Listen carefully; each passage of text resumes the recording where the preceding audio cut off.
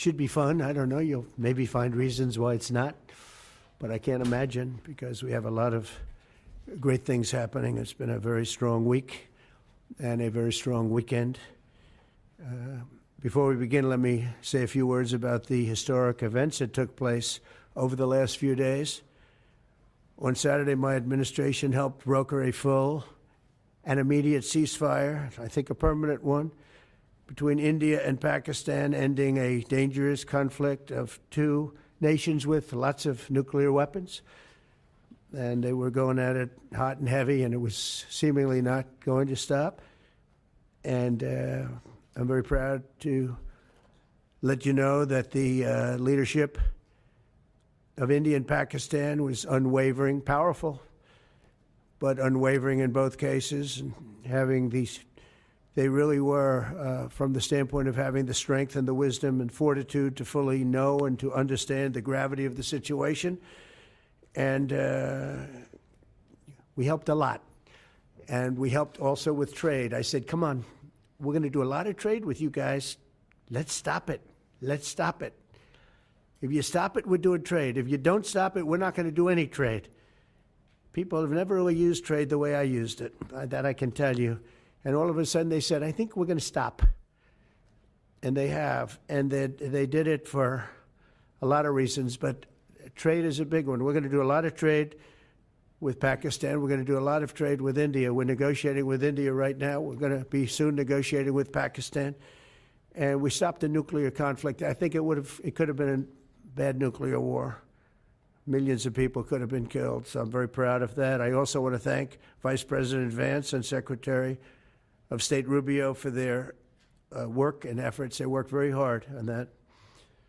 We also, as you know, created a situation where the Houthis, for the first time ever, have ceased firing, and they've let it be known that they're not going to be firing at American ships anymore, not going to be firing at Americans anymore. This was a heavy barrage that lasted for approximately 50 days. And as you know, they've been in war essentially for forever. But over the last 10 years, they've been very difficult for other countries. Nobody was able to do what we did. But they stopped, and we take their word for it. Their surrogates and them directly said, we don't want to do this anymore. And so we were satisfied with that. In addition, yesterday we achieved a total reset with China after productive talks in Geneva. Both sides now agreed to reduce the tariffs imposed after April 2nd to 10% for 90 days as negotiators continue on the larger structural issues.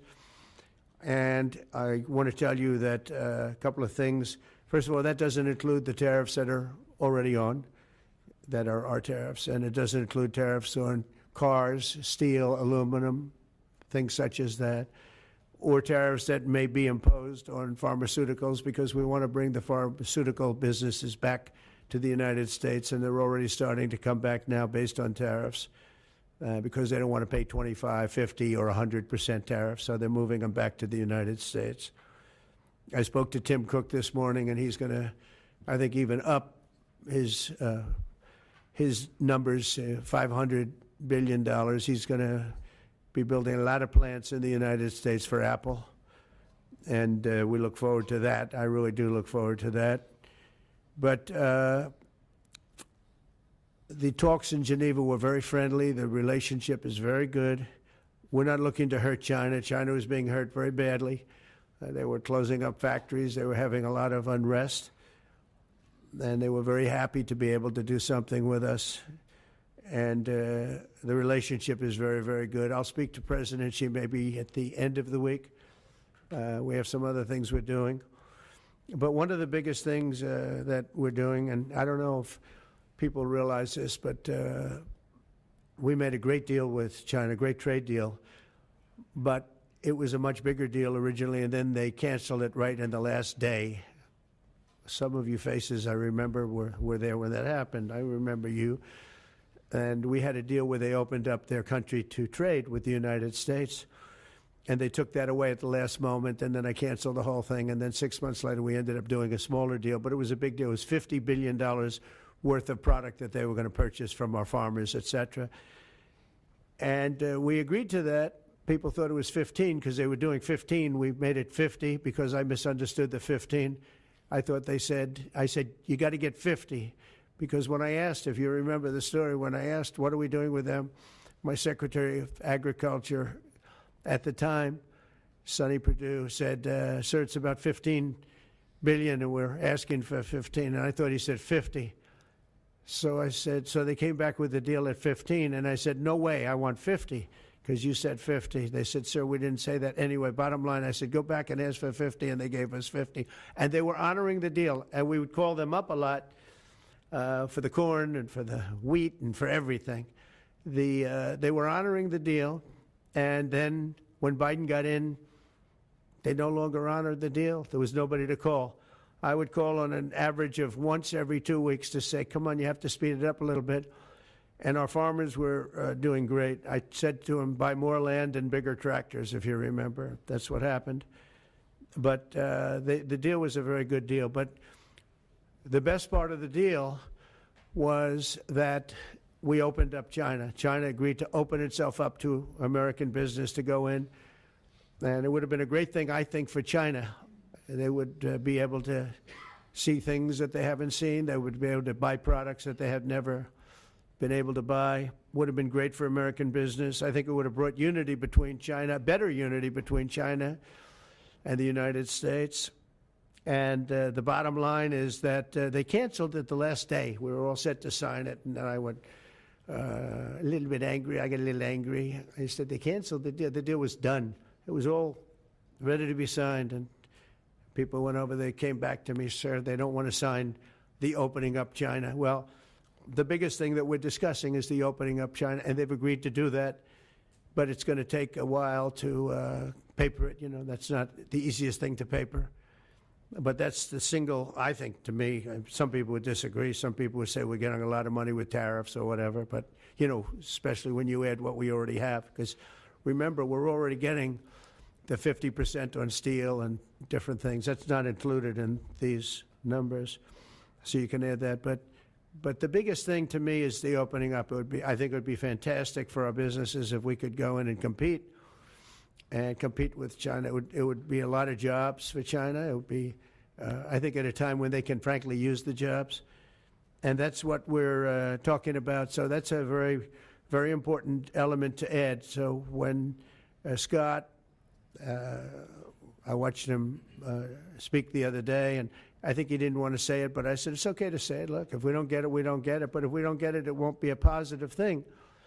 But if we do get it, I think it's maybe the most important thing to happen. Because if you think about it, we opened up our country to China. They have very few restrictions. And they didn't open their country to us. Never made sense to me. It's not fair. And they've agreed to open China, fully open China. And I think it's going to be fantastic for China. I think it's going to be fantastic for us. And I think it's going to be great for unification and peace.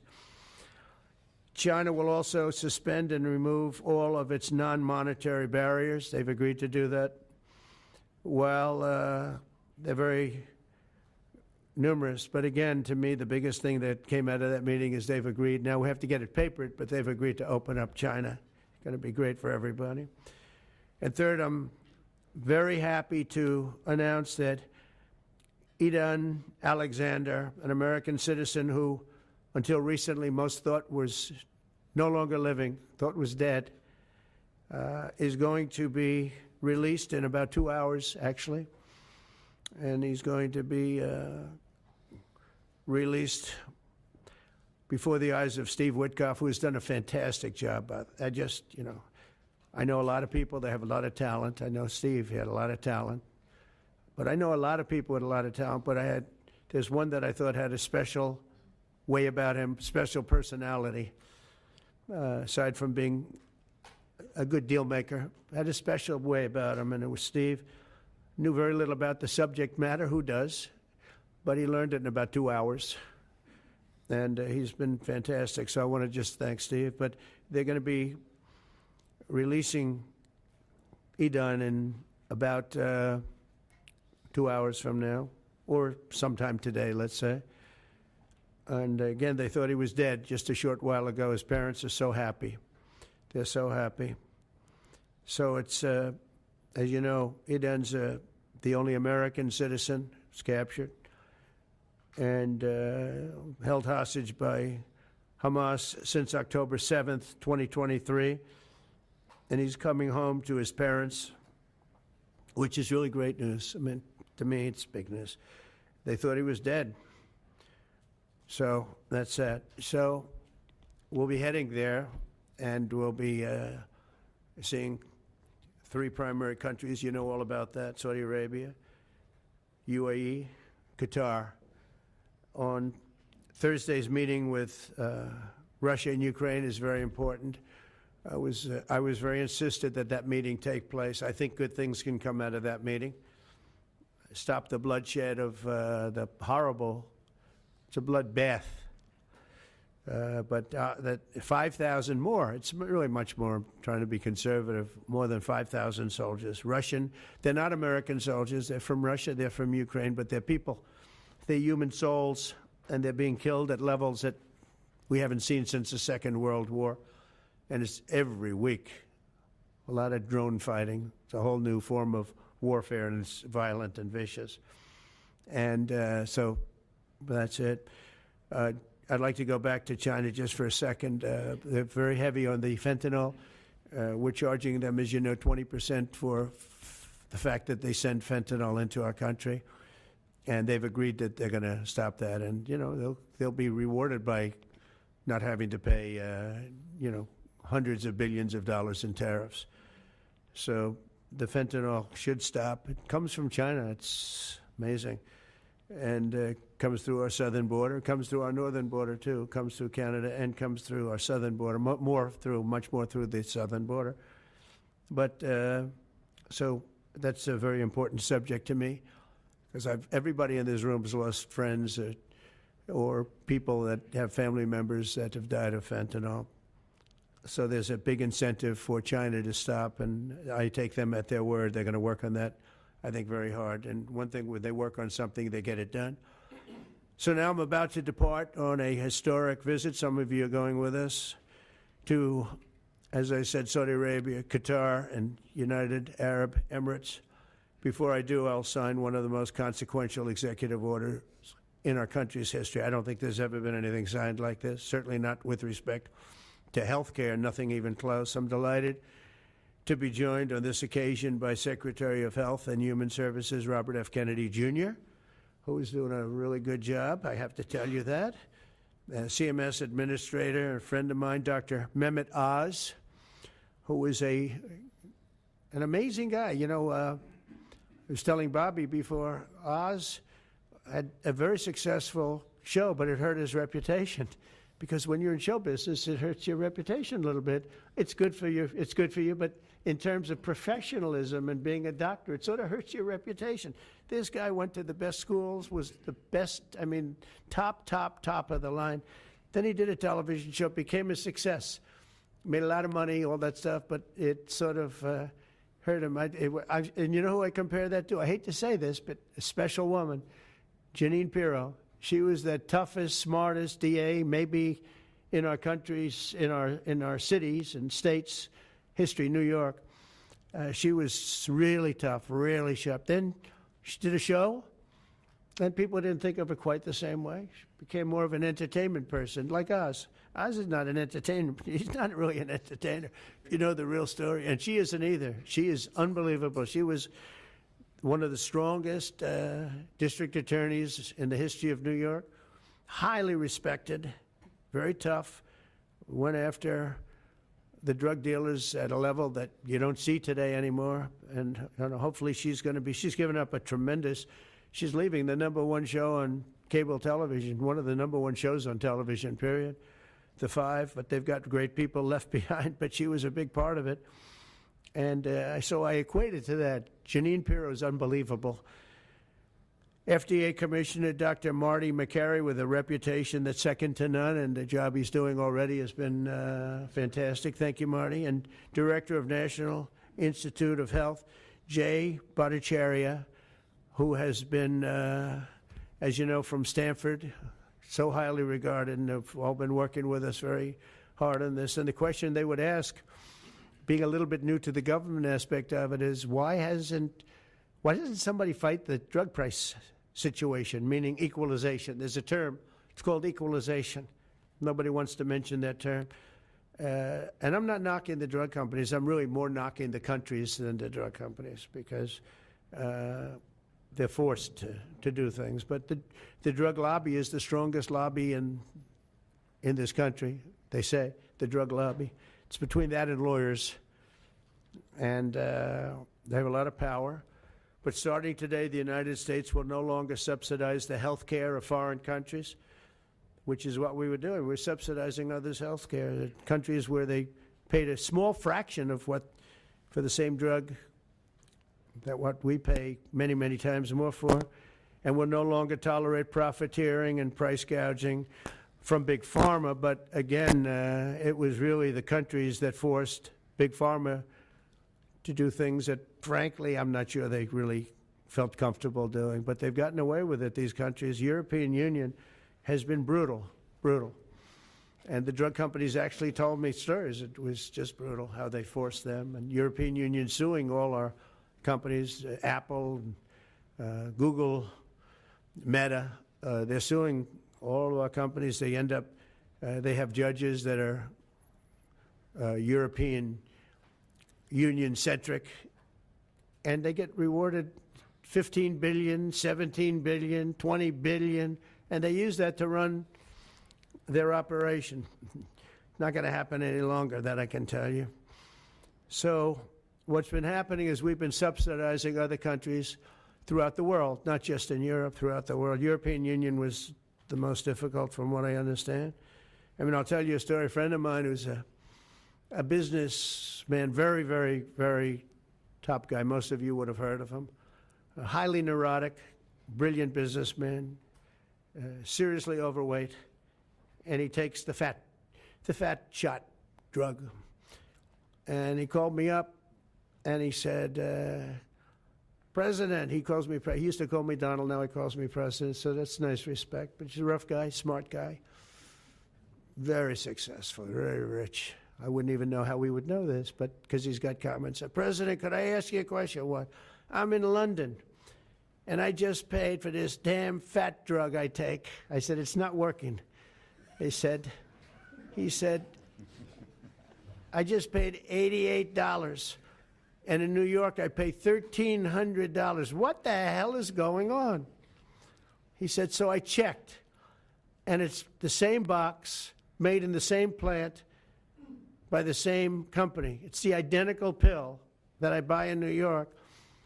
And here I'm paying $88 in London. In New York, I'm paying $1,300. Now, this is a great businessman, but he's not familiar with this crazy situation that we have. But he was stunned. But it was just one of those stories. And I brought it up with the drug companies, represented by somebody who's very, very smart, good person, too. And we argued about it for about half hour, and then finally he just said, because they can't justify it, he just said, look, you got me. You got me. I can no longer they've been justifying this crap for years. They said, oh, it's research and development. Well, I said, well, research and development, other countries should pay research and development too. It's for their benefit. It was just one of those things. And the other countries would set a price, and they'd meet the price, and they'd say, if you don't meet the price, you can't sell it in our country. I said, well, then you walk away, and, they'll call you back, and they'll sell it in the country. But now they'll have to do that. So for the first time in many years, we'll slash the cost of prescription drugs, and we will bring fairness to America. Drug prices will come down by much more, really, if you think. 59, if you think of a drug that is sometimes 10 times more expensive, it's much more than the 59%. It depends on the way you want to analyze it, but in one way you could analyze it that way. But between 59 and 80, and I guess even 90%. So when I worked so hard in the first term, and if I got prices down, remember I was the only one to ever get prices down for a full year. but I'd get them down like 2%, and I thought it was like a big deal. Well, we're getting them down 60, 70, 80, 90%, but actually more than that if you think about it in the way mathematically. And Farmer has to say, we're sorry, but we'll not be able to do this any longer to these countries that have been so tough. They've been very tough, nasty. It's trade. It's trade. And Farmer is also very powerful. And the Democrats have protected Farmer. The Democrats, this is the Democrats have protected Farmer. These are the Democrats. And by the way, I just called the Speaker of the House, and I just called the leader, our leader in the Senate, John Thune, Mike Johnson. Spoke to both of them. I said, when you score, you're going to have to score two things. You're going to have to, number one, score that hundreds of billions of dollars of tariff money is coming in. But even bigger than that, you're going to have to score that your cost for Medicaid and Medicare and just basically pharmaceuticals and drugs is going down at a level that nobody has ever seen before. It'll pay for the Golden Dome. I see the Golden Dome is there, see? That'll easily pay for the Golden Dome. And we'll have a lot of money left over. We need the Golden Dome, by the way, in this world. Although this world's a lot safer today than it was a week ago, and a lot safer than it was 6 months ago. We had people that had no clue what they were doing. So today Americans spend 70% more for prescription drugs than we spent in the year 2000. Think of that. Our country has the highest drug prices anywhere in the world by sometimes a factor of 5, 6, 7, 8 times. It's not like they're slightly higher. They're 6, 7, 8 times. There are even cases of 10 times higher. So that you go 10 times more expensive for the same drug, that's big numbers. Even though the United States is home to only 4% of the world's population, pharmaceutical companies make more than 2/3 of their profits in America. So think of that. With 4% of the population, the pharmaceutical companies make most of their money, most of their profits from America. That's not a good thing. Now, I think, by the way, I have great respect for these companies and for the people that run them. I really do. And I think they did one of the greatest jobs in history for their company, convincing people for many years that this was a fair system. Nobody really understood why, but I figured it out. For years, pharmaceutical and drug companies have said that research and development costs were what they are, and for no reason whatsoever. They had to be borne by America alone. Not anymore, they don't. This means American patients were effectively subsidizing socialist healthcare systems in Germany, in all parts of the European Union. They were the toughest of all. They were nasty. And I see that. I see that with trade, too. European Union is in many ways nastier than China, okay? And we've just started with them. Oh, they'll come down a lot. You watch. We have all the cards. They treated us very unfairly. They sell us 13 million cars. We sell them none. They sell us their agricultural products. We sell them virtually none. They don't take our products. That gives us all the cards, and very unfair. So they're going to have to pay more for health care, and we're going to have to pay less. That's all it is. And believe it or not, because it's really the world we're talking about, not just the European Union, but because it's the world, the numbers are for the healthcare company not as bad as you would think. They'll make the same. I think the healthcare companies should make pretty much the same money. I really don't believe they should be affected very much, because it's just a redistribution of wealth. It's a redistribution where it could be the same top line, but it's going to be distributed differently. Europe's going to have to pay a little bit more. The rest of the world's going to have to pay a little bit more, and America's going to pay a lot less. Again, because it's a much smaller population than when you think of the whole world. So basically what we're doing is equalizing. There's a new word that I came up with, which I think is probably the best word. We're going to equalize, where we're all going to pay the same. We're going to pay what Europe's going to pay. We're going to all pay. Now, there may be some countries in dire need, and I would be willing to sacrifice that. and help them. But it's called Most Favored Nation. We are going to pay the lowest price there is in the world. We will get whoever is paying the lowest price. That's the price that we're going to get. So remember that. So we're no longer paying 10 times more than another country. Whoever is paying the lowest price, we will look at that price and we will say that's the price we're going to pay. Most favored nations. That's what it is.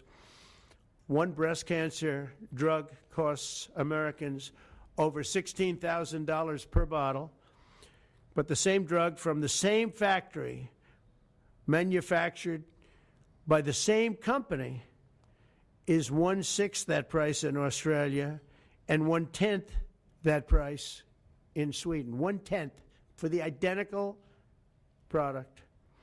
A common asthma drug costs almost $500 here in America, but costs less than $40 in the United Kingdom. So $40 in the United Kingdom, which is where this gentleman told me he paid a small amount for his shot. But think of that. So $40 versus $500 here. That's not even bad. There are much worse examples. And the weight loss drug, Ozempic, costs 10 times more in the United States than in the rest of the developed world. 10 times more. Why? Why? What did we do? Suckers. But we never had a president that had the courage to do this. And nobody knew the system like I do. I mean, I've gotten to know this system so well. And I don't think it's fair that it benefits Obamacare. Obamacare is a failure. It's not a good health care. It works. I made it work. I had an obligation to make it work, or an obligation to let it die. I chose that we had to make it work. I had to make it as good as possible. And I had a choice. I could have let it fail or make it as good as possible. As good as possible means it was still not very good, but it survived. And we did the right thing. But this makes everything work. And I don't want to have a bad form of health care work because of the fact I was able to cut drug prices by 80 or 90%. So we're going to maybe come up with something. I think this gives the Republicans a chance to actually do a health care that's much better than Obamacare and for less money, which if you guys would work on that along with Congress. But I do want to say that Democrats could have done this a long time ago. They have fought like hell for the drug companies, and they knew they were doing the wrong thing. And it's going to be very hard. I was just telling the leader and the speaker that it's going to be very hard for the Democrats to vote against the one big, beautiful deal. The greatest tax cuts in history, greatest everything, but now you have the big drug prices because that's going to be included. It makes that whole situation different from a scoring standpoint. I just told them, I called them up about this. I said, I'm going to do something that's going to be very monumental, and you're going to be scoring. You better tell your people that this is going to score really well. And then add hundreds of billions of dollars in tariffs to your list also. But as big as the tariffs are, this is something that really hits quickly. 5 years ago, I signed an executive order to confront this disaster, but only confront it in a minor way. It was a good confrontation, but never to this extent. And it took people a little while to understand a very complicated system. But Joe Biden, without any knowledge of what he was doing, terminated the policy and then pretended to negotiate under a new system. And then you take a look, 5 out of the 10 drugs that he negotiated are now over 200% more expensive in America than the rest of the world, and far more expensive than when he even got involved. Much more expensive than when he got involved. Joe Biden's plan was as you know, because you wrote about it, you don't say it very loudly, but it was a very big failure, was his whole presidency. First, I'm directing the U.S. Trade Representatives and Department of Commerce to begin investigations into foreign nations that extort drug companies by blocking their products unless they accept bottom line and very low dollar amounts for their product, unfairly shifting the cost burden onto American patients. And we'll be taking a look at that very strongly. The biggest thing we're going to do is we're going to tell those countries, like those represented by the European Union, that, that game is up. Sorry. And if they want to get cute, then they don't have to sell cars into the United States anymore. It's a very big subject. And they won't get cute, because I'll defend the drug companies from that standpoint. They were given a price by the European unions and other countries. This is what you do. This is what we're going to pay. We're not going to pay any more. Let America pay the difference, because there was a big shortfall. Let America pay it. And that's what we did, but we're not doing it anymore. Next, my administration will secure what we're calling most favored nations drug pricing. The principle is simple. Whatever the lowest price paid for a drug in other developed countries, that is the price that Americans will pay. And we're using the term other developed countries because there are some countries that need some additional help, and that's fine. I think that's very good. Some prescription drug and pharmaceutical prices will be reduced almost immediately by 50 to 80 to 90%. Big Pharma will either abide by this principle voluntarily or will use the power of the federal government to ensure that we are paying the same price as other countries. To accelerate these price restrictions and reductions, my administration will also cut out the middlemen. We're going to totally cut out the famous middlemen. Nobody knows who they are, middlemen. I've been hearing the term for 25 years, middlemen. I don't know who they are, but they're rich. That I can tell you. We're going to cut out the middlemen and facilitate the direct sale of drugs at the most favored nation price directly to the American citizen. So we're cutting out, Bobby, the middlemen. It's so important, right? You got to do that. They're worse than the drug companies. They don't even make a product, and they make a fortune. It's very smart business people, that I can tell you. If companies make no significant progress toward most favored nation pricing, which we will insist that they do, so I think I'm wasting time talking about it. We're going to insist upon it. And we'll insist, and we're going to help the drug companies with the other nations, because those other nations do a lot of trading with us. They need our trade, just like China needed us very badly. They need us just as badly. We will do whatever we have to with trade, just like we did some great things with trade with India and Pakistan. It really helped the situation, very heated situation. Could have lost millions of people, more than millions. I mean, many millions of people. And they want to do business with America, but we never used our powers that way. We never knew how. We never had people that knew how to do that. We'll also open up America's market to safe and legal imports of affordable drugs from other countries, putting dramatic downward pressure on prices. And if necessary, we'll investigate the drug companies, and we'll, in particular, investigate the countries that are doing this, and we will add it onto the price that we charge them for doing business in America. In other words, we'll add it onto tariffs if they don't do what is right, which is everybody should equalize. Everybody should pay the same price. And special interests may not like this very much, but the American people will. I am doing this for the American people. I'm doing this against the most powerful lobby in the world, probably, the drug lobby, drug and pharmaceutical lobby. But it's one of the most important orders, I think, that's ever been signed, certainly with regard to health care or health in the history of our country, and it's an honor to be a part of it. And I'd like to ask Robert F. Kennedy to say a few words, please. Thank you. Thank you, Mr. President. This is an extraordinary day. This is an issue that, I grew up in the Democratic Party, and every major Democratic leader for 20 years has been making this promise to the American people. This was the fulcrum of Bernie Sanders' runs for presidency, that he was going to eliminate this discrepancy between Europe and the United States. But as it turns out, none of them were doing it. It's one of these promises that politicians make to their constituents, knowing that they'll never have to do it. And the reason they'll never have to do it is because they know that Congress is controlled in so many ways by the pharmaceutical industry. There's at least one pharmaceutical lobbyist for every congressman, every senator on Capitol Hill, and every member of the Supreme Court. By some estimates, 3. Pharmaceutical companies, the industry itself spends 3 times what the next largest lobbyist spends on lobbying. So this was an issue that people talked about, but nobody wanted to do anything.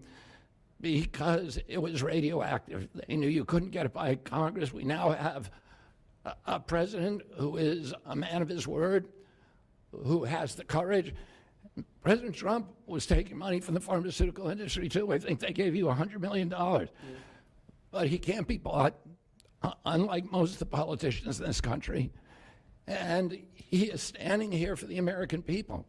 I don't know what, there's writers like Lord Elizabeth Warren or Robert Reich who are saying that President Trump is on this side of the oligarchs. There has never been a president more willing to stand up to the oligarchs than President Donald Trump.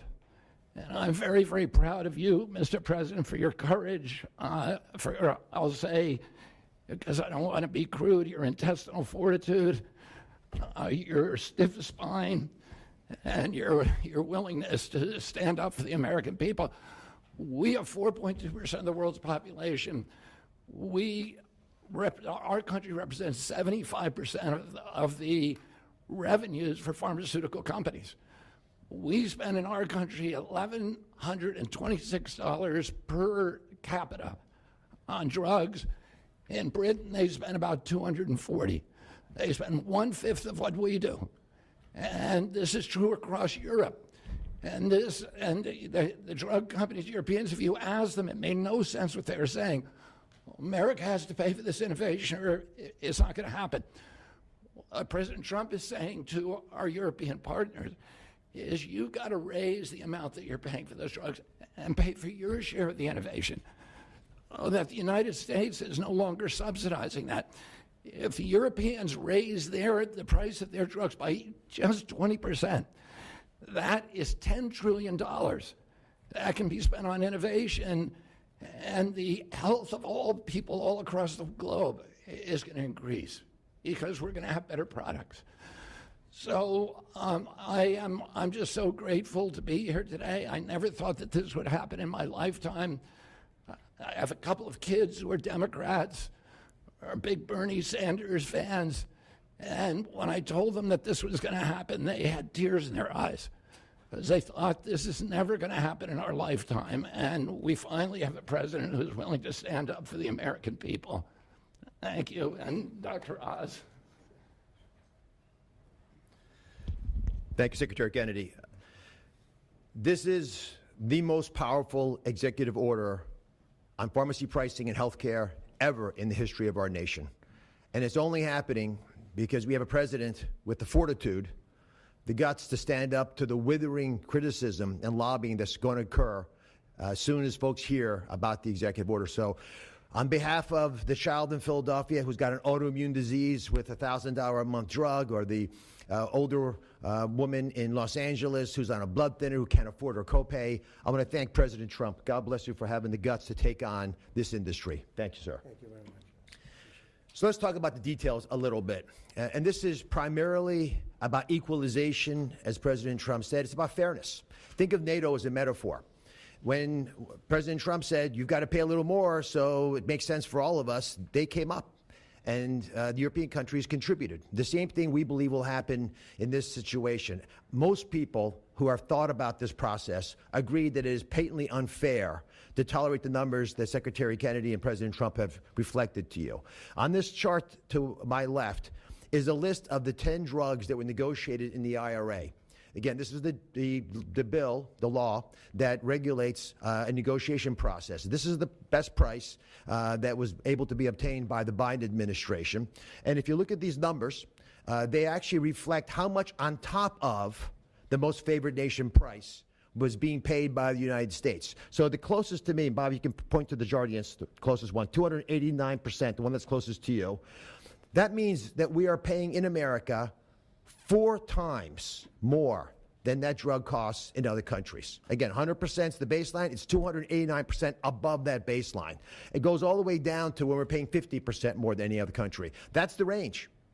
As was pointed out by President Trump, half the time we're paying 3 times more than is paid in other countries. It doesn't make any sense for the system. That stated, President Trump has over and over again indicated, and Secretary Kennedy reflected as well, we want innovation. We want our technology partners doing the best they can to make the best solutions for drugs to cure as many people in America and around the world as possible. By getting our allies to pay a bit more, as they should be, and they should have for many years been doing, will course correct a problem that's gotten out of hand. And by doing that in a thoughtful, effective way, we're going to be able to get the pharmaceutical industry whole. Those jobs will still be here, will still be productive, will still be curing cancer and a slew of other ailments that plague humanity. America will still be the leader in this space, but we'll be paying the appropriate amount, the right-sized amount for those tasks. So over the next 30 days, the four of us up here, together with people standing in the back of this room who are doing a lot of the heavy lifting, are going to be approaching pharmaceutical companies to talk specifically about what we want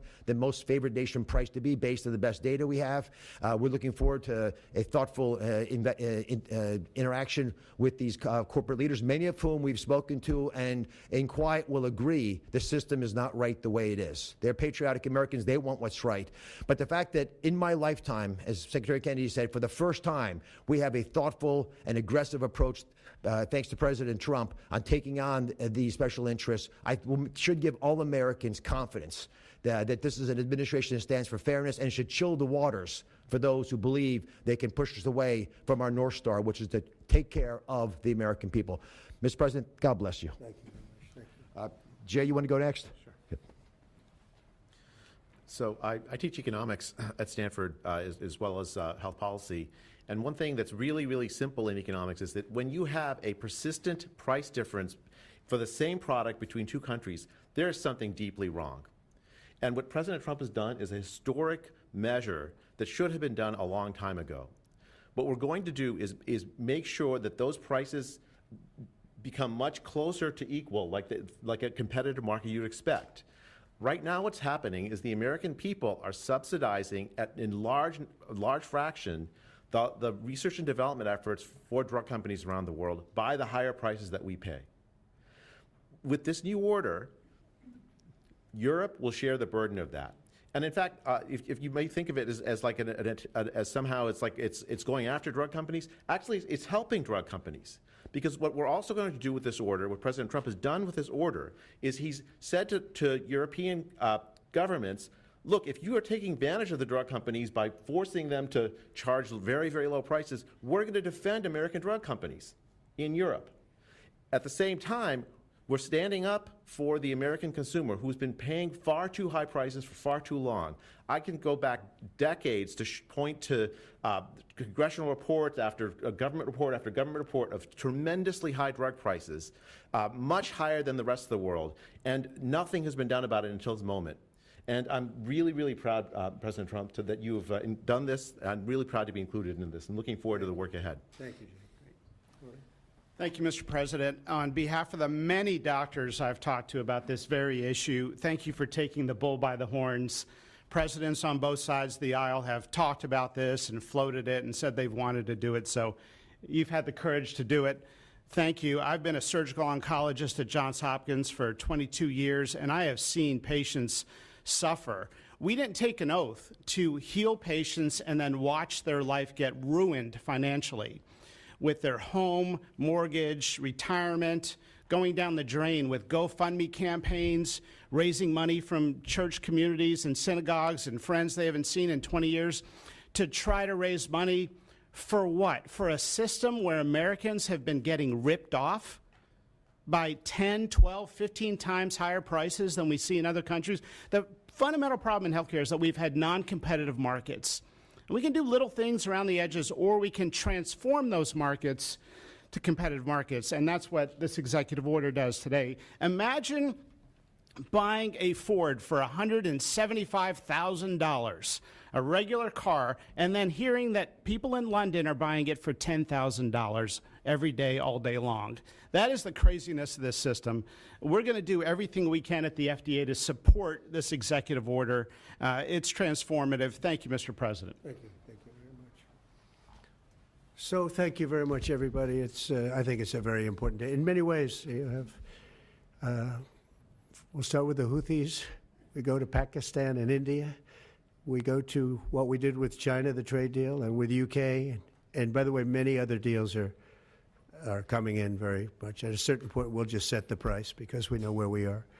but we'll just set the price. But world trade is going to be terrific, and our country is going to be making a lot of money. Taxes are going to go down. Taxes are going to go down very, very substantially. But you look at all of the things that we've done, and now today I'm heading over. We'll see what we're going to do with respect to Iran.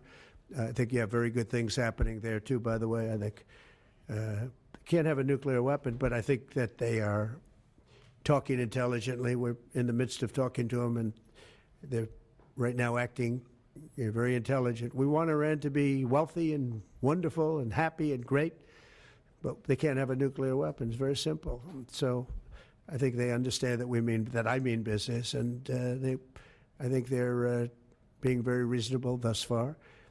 And don't underestimate Thursday in Turkey.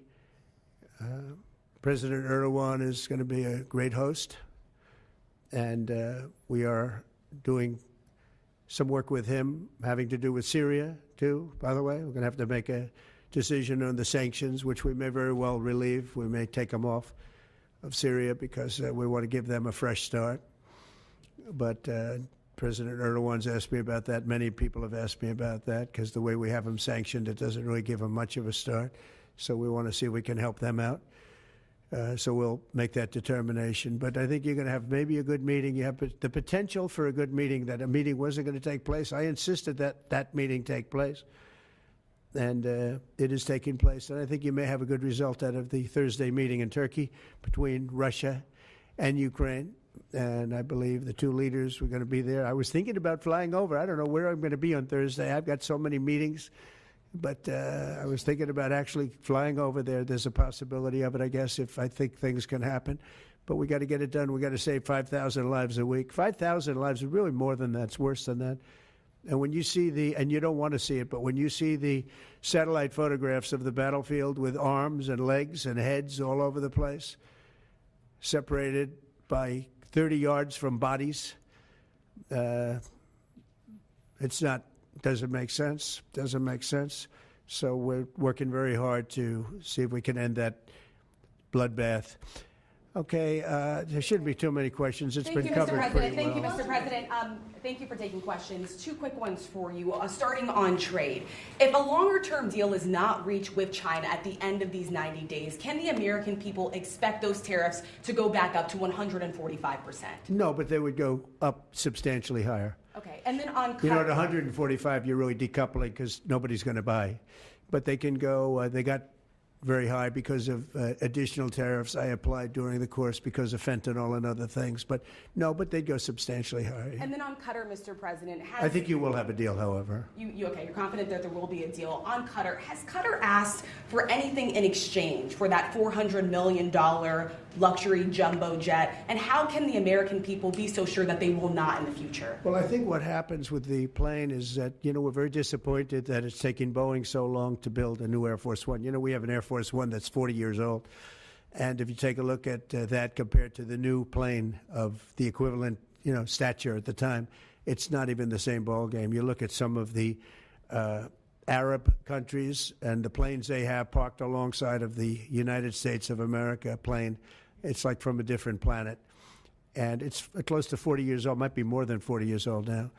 And we, when I first came in, I signed an order to get it built. I took it over from the Obama administration. They had originally agreed. I got the price down much lower.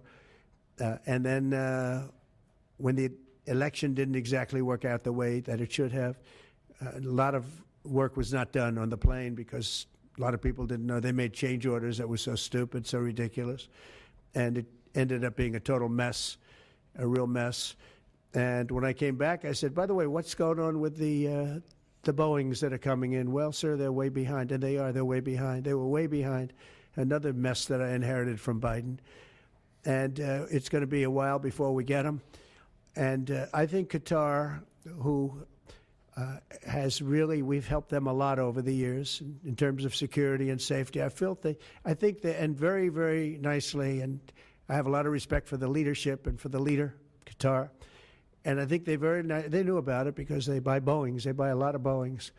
And they knew about it. And they said we would like to do something, and if we can get a 747 as a contribution to our Defense Department to use during a couple of years while they're building the other ones, I think that was a very nice gesture. Now, I could be a stupid person and say, oh, no, we don't want a free plane. We give free things out. We'll take one, too. And it helps us out because, again, we're talking about we have 40-year-old aircraft. The money we spend, the maintenance we spend on those planes to keep them tippy-top is astronomical. You wouldn't even believe it. So I think it's a great gesture from Qatar. I appreciate it very much. I would never be one to turn down that kind of an offer. I mean, I could be a stupid person and say, no, we don't want a free, very expensive airplane. But I thought it was a great gesture. And I think it was a gesture because of the fact that we have helped and continue to, we will continue to, all of those countries, Saudi Arabia, UAE, Qatar, and others, we keep them safe. If it wasn't for us, they probably wouldn't exist right now. And I think this was just a gesture of good faith. And I don't get it. Someday it'll be like Ronald Reagan. They decommission them. You know, they get to a certain age, they decommission them. It'll go to my library. They're talking about going to my library in years out. But I thought it was a great gesture. And it's something that was done by Ronald Reagan. They actually decommissioned the plane, and he put it in his library. And it actually has made the library, I think, a Boeing 707. It's actually made the library more successful, so it was good. But do you plan to use it? Do you plan to use the plane after you leave office? No, I don't. No, You don't? It would go directly to the library after I leave office. I wouldn't be using it. No. Mr. President, on the hostage, you said that the release of the American hostage, Adam Alexander, is a step in good faith to end this war. Do you expect any progress and perhaps announcement on ceasefire during your trip to the Middle East? We hope that we're going to have other hostages released too, as you know. So when I met with the hostages 3 weeks ago that were there for quite a while, you remember the 10 people that came in, mostly young people. 1 or 2 were a little bit older. They were explaining the trials and tribulations. I mean, they went through hell. And I said, how many are there? They said 59. I said, that's a lot. I didn't realize, because we got a lot out. You know, we got a lot of hostages out, I think you will acknowledge. They said 59, but then they said, they followed that up by saying 59, of which 24 are living, the rest are dead. But the people whose son, mostly son, I think 1 daughter in this case, but mostly sons are there, or husbands are there, those people want the dead bodies as much as they want the live body. I have a mother that calls me, but came up to me when I first met her, and she said, sir, please get my son out. He's dead, but they have his body.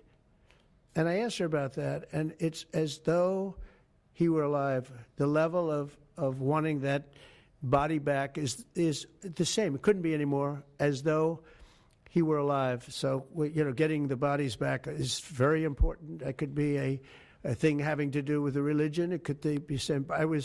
I was amazed at the level of importance. It's the same as if the son or husband or whatever was alive. So they said 59. In fact, they came in with a number 59 written out on like a sign on their chest. They came to thank me for getting them out. And I said, what does the 59 mean? They said, well, that means there are 59 people. But then they said, but 24 are living. Now it's 21. The number's 21. So now it's actually, we'll get Etan today. We think we're getting him today. So it's 20. So they have 20 live hostages there. The rest are dead bodies. Mr. President, are you open to negotiating your tariffs on cars, steel, and aluminum with China or any other country? Well, we're not even talking about that. We're bringing the car business back into this country. We have commitments, and not only commitments, they've already started construction on many plants. They've left Mexico in a few cases. In a few cases, they've left Canada. They're not going to build in Canada. They're going to build here because we have the market, and the tariffs have been amazing. The election and the tariffs. November 5th was a big day, and on top of that, of course, you wouldn't have the tariffs without the election, I guess, if you look at it. But we have at least 11 committed massive car factories that are going to be built, that are in the process of being built. and some are going through, some have actually started. We also have renovations of existing factories where they weren't utilizing the full factory from years gone by, and now they're under full renovation. They'll be opening up full factories in a very short period of time. Our car industry is, I think we're going to have the #1 industry. You know, if you look at Japan and these others, they do tremendously with cars, and they can do that too. But you know, if they want to sell cars in the United States, they're going to have to build factories in the United States, because I'm interested in cars for the United States. Now, one other thing is, in our tax bill, we're giving not only no tax on tips, no tax on Social Security, no tax on overtime, but also we're going to get a deduction for people that borrow money to buy a car if it's made in America. If it's not, we have no interest. On the meeting between President Putin as well as President Zelensky, if President Putin doesn't show up to these talks in person in Turkey, will you join Europe in putting higher sanctions on Russia? If I felt it would be important toward getting the deal done, I'm the one that insisted on the meeting. They couldn't get a meeting because one said ceasefire, one said no ceasefire. It was going back and forth. I said, look, at this point, we got to stop it. Just go to the meeting. The meeting's been set. Go to the meeting on Thursday. And if I thought it would be helpful, I don't know where I'm going to be at that particular point. I'll be someplace in the Middle East, but I would fly there if I thought it would be helpful. Yeah. Refugees. I want to ask you about South African refugees. Dozens of Afrikaners who claim discrimination in their home country are heading to the United States, right, where your administration is going to welcome them as refugees. Now, this comes as you've halted virtually all refugee admissions for people fleeing famine and war from countries like Sudan, the Democratic Republic of Congo. Why are you creating an expedited path into the country for Afrikaners but not others? Because they're being killed, and we don't want to see people be killed. Now, South Africa leadership is coming to see me, I understand, sometime next week. And, you know, we're supposed to have I guess a G20 meeting there or something, but we're having a G20 meeting. I don't know how we can go unless that situation's taken care of, but it's a genocide that's taking place that you people don't want to write about, but it's a terrible thing that's taking place, and farmers are being killed.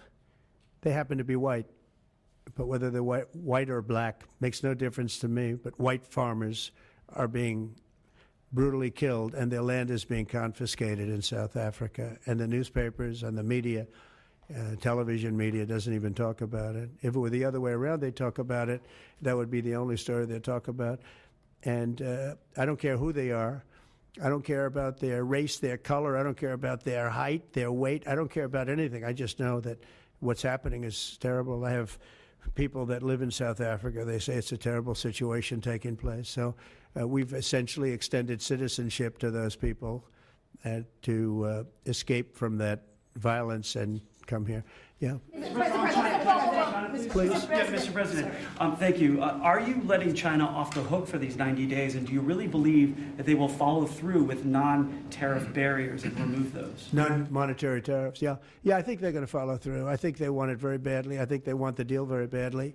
Again, this doesn't include the steel tariffs that I put on a long time ago that Biden tried to get off, but he couldn't get them off because it was too much money. You know, I took in hundreds of billions of dollars from China, what a lot of people don't know, but we put on the tariffs originally. And if I didn't do that, we wouldn't have a steel industry today. Now we have a thriving steel industry. It'll be thriving much more with what we're doing because this is the next level. But it doesn't include that, doesn't include cars, doesn't include pharmaceuticals when we do that. And the reason we're doing that will be to get them to come back in the country. You know, there are, again, I always say it because a lot of people forget, but if a company like Eli Lilly, which is making a massive investment in the United States right now. They're building many, many plants. They've already started like 7 of them, many plants, but they are not going to be tariffed. There's no tariff cost. So they're all doing that. They're all coming back to the United States. I mean, I'll tell you what, I hope I get the benefit of watching this because, as president, because, you know, it takes a little while to do this stuff. And we're doing it early in the administration. If you think of it, we have, I believe, if you look at the real total, it's over $10 trillion committed for plants and factories. Other administrations haven't had $1 trillion over a 4-year period, even over an 8-year period. We have over $10 trillion committed in one form or the other over 2 months. Give me a break. I'm here 3, but let's give me a break on the first month. We want to get acclimated. But if you think about it, it's really 2 months. And so in 2 months, we have an investment already of over $10 trillion. And other presidents haven't had that done over a year, over 4 years in some cases. It's unprecedented. There's never been anything like it. It's a very exciting time in America. Thank you very much, everybody. Thank you. Who's in charge of the budget bill while you're gone, sir? Mr. President, are you ready to impose sanctions on Russia if Putin doesn't agree with the 30-day ceasefire? I have a feeling they're going to agree. I do. I have a feeling. And we see other countries, no European countries, involved, Mr. President, in the negotiations. The budget bill negotiations are taking place. Who in your administration is in charge of that while you're gone? Is it Everybody. J.D. Vance, Bobby, Wesson? from the standpoint of medical, this group behind me, I mean, I think it's the best group ever assembled in terms of medical. I think you're going to see a tremendous cut. I don't think. I mean, I know you're going to see it in Medicaid and Medicare. That cut will be massive because drugs are 50-60% of the cost. So Medicaid costs are going down and Medicare costs are going down because of what we're doing today. And there's no, it's not like, oh, gee, well, maybe it won't happen. It's going to happen because the other countries have no choice. Now, the drug companies are going to have to say, listen, if you don't pay more, we're not going to give you the drug, and they're willing to do that. So that's it. They have to, we have to equalize. Mr. President, what is price controls? Say it? How do you respond to the fact that this... It's not price control, no. What was, price control is before. If you want to talk about, price control is what they were doing. They were making us pay. They set a price, and they said, here's what we're going to pay. And anything else, charge America. Because at that time, they had a very stupid president, and it really went crazy during the last 4 years. And remember this, the Democrats are the ones that allowed this to happen. They were the ones that were the protector of this pricing system. And I think it's going to be very hard. You'll have to ask Democrats, are they going to vote against the one great, big, beautiful deal that's being negotiated now, tax cuts, etc., when now on top of the tax cuts and regulation cuts, all the things, now you're going to say that the price of your medicine is going down by 60, 70, 80%. You're going to vote against it? I think a lot of Democrats are going to be forced to do something that their leaders are going to beg them not to do, and that's vote for the bill. I don't see how they can vote against it. How can they vote against it when drug prices, drugs and pharmaceuticals are going to be down 70, 80%? It's going to be very interesting. Mr. President, what do you say to people who view that luxury jet as a personal gift to you? Why not leave it behind? You're ABC fake news, right? Why not only ABC? Well, a few of you would. Let me tell you, you should be embarrassed asking that question. They're giving us a free jet. I could say, no, don't give us. I want to pay you $1 billion or 400 million or whatever it is. Or I could say, thank you very much. You know, there was an old golfer named Sam Snead. Did you ever hear of him? He won 82 tournaments. He was a great golfer. And he had a motto, when they give you a putt, you say, thank you very much. You pick up your ball and you walk to the next hole. A lot of people are stupid. They say, no, I insist on putting it. And then they putt it and they miss it. And their partner gets angry at them. You know what? Remember that, Sam Snead. When they give you a putt, you pick it up and you walk to the next hole and you say, thank you very much. Respectfully, sir, as a businessman, some people may look at this and say, have you ever been given a gift worth millions of dollars and then not received anything? It's not a gift to me, it's a gift to the Department of Defense. And you should know better, because you've been embarrassed enough, and so has your network. Your network is a disaster. ABC is a disaster. Here is the bill. Bobby, come on over here. Now you're talking about trillions and trillions of dollars. Thank you very much, everybody. Mr. President, a quick question about Turkey. Thank you very much.